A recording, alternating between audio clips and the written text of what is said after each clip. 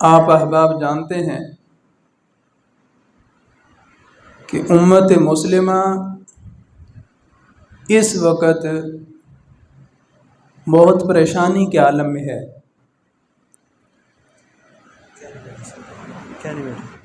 اس کی وجہ یہ کہ امت کا کوئی سربراہ نہیں ہے۔ امت جو ہے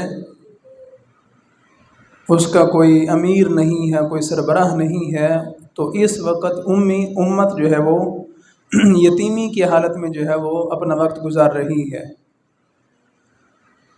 اور جب سربراہ نہیں تو پھر تربیت بھی نہیں۔ اجتماعی طور پر جس گھر کا سربراہ نہ ہو اس کی اجتماعی طور پر تربیت نہیں ہو سکتی۔ آپ بہتر جانتے ہیں کوئی بھی ادارہ ہے، کوئی بھی ملک ہے جس کا سربراہ نہیں ہے، وہاں سے اجتماعی فوائد حاصل نہیں کیے جا سکتے۔ آج بدقسمتی سے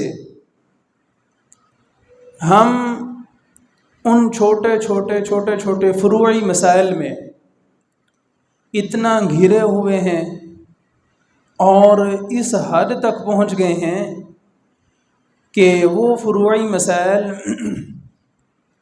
کہ جن پر بحث کرنا کوئی لازمی اور ضروری نہیں ہے،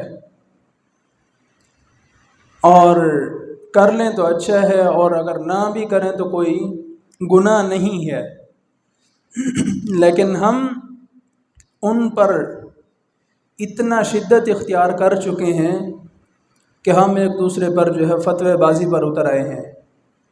عوام ہیں تو عوام کا ذہن یہ بن چکے ہیں کہ اگر یہ کام نہیں کیا تو بندہ اسلام سے فارغ، اگر یہ نہیں کیا تو یہ بندہ اسلام سے فارغ۔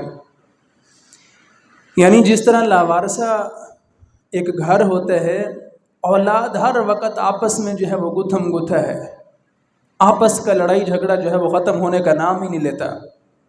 وجہ کیا ہے کہ امت کا کوئی امیر نہیں ہے۔